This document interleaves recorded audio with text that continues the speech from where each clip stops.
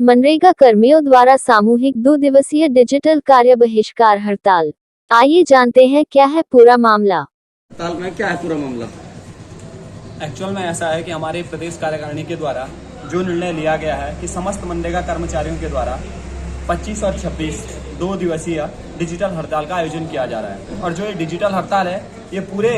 भारत में पहली बार इस प्रकार की किसी स्ट्राइक को किया जा रहा है। इस डिजिटल हड़ताल का जो मुख्य उद्देश्य है वो ये है कि डिजिटली जितने भी काम मनरेगा योजना के अंतर्गत होते हैं, मनरेगा जो योजना है भारत सरकार की, उसमें सारे काम ऑनलाइन आपका डिजिटल के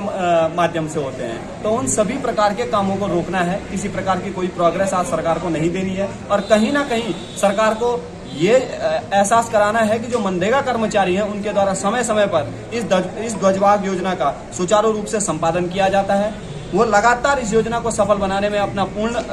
तन मन धन से प्रयास रहते हैं, लेकिन सरकार के द्वारा कभी भी मनरेगा कर्मचारियों के हित की कोई बात नहीं की जाती है, न ही उन लोगों के भविष्य का कोई निर्धारण किया जाता है। अभी तक समय समय पे मैं आप लोगों को अवगत करा हूँ, भारत सरकार जो हमारी उत्तराखंड सरकार है चाहे भारत सरकार है, समय समय पे अपनी पीठ थपथपाती रहती है और आम जनता को यह संदेश देती है कि हमने मनरेगा योजना के अंतर्गत इतने लोगों को रोजगार दिया है, लेकिन उस रोजगार को देने में कहीं ना कहीं हम सभी मनरेगा कर्मचारियों का एक अहम योगदान है, क्योंकि हम लोग ग्राउंड से जुड़े हुए लोग हैं और लोगों की समस्याओं को भली भांति समझते हैं। कोविड-19 के दौरान जब कोई आदमी अपने घर के बाहर निकलने के लिए तैयार नहीं था, ये वही मनरेगा कर्मचारी थे और हम वही लोग थे जो हम लोगों ने जाकर धरातल में लोगों को, प्रवासी लोगों को एक तो पूर्ण रूप से रोजगार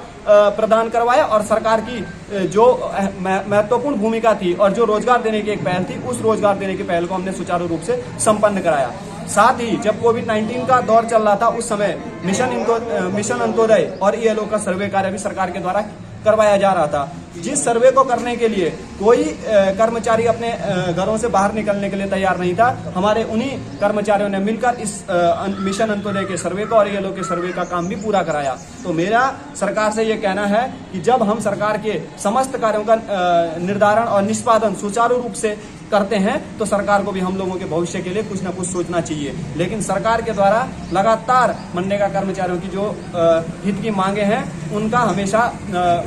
शोषण किया जा रहा है और लगातार सरकार के द्वारा मनरेगा कर्मचारियों का समय समय पे शोषण किया जा रहा है। क्या मांगे आपकी प्रमुख मांगे? हमारी जो प्रमुख मांगे हैं सरकार से वो ये है कि एक तो हम लोगों का नियमितीकरण अथवा समायोजन किया जाए। हम लोगों के जो ईपीएफ कटौती का मामला है, देखिए प्राइवेट सेक्टर में भी हर आदमी का ईपीएफ कटौती का कार्यक्रम चलाया जाता है, लेकिन सरकार के द्वारा लगातार इस ईपीएफ कटौती के जो कार्य हैं उसकी फाइलों को ठंडे बस्ते में डालने का कार्य किया गया और अभी तक सरकार ने बिल्कुल भी उस ईपीएफ कटौती के ऊपर कर्मचारियों के हितों के निर्धारण की कोई बात नहीं की है। तीसरी जो हमारी बड़ी मांग है वो ये है कि हम लोगों का वेतन वृद्धि किया जाए। जिस प्रकार से सरकारी हाईकोर्ट के निर्देशों के क्रम में भी समान कार्य समान वेतन का जो नियम है वो मनरेगा कर्मचारियों पर भी लागू किया जाए।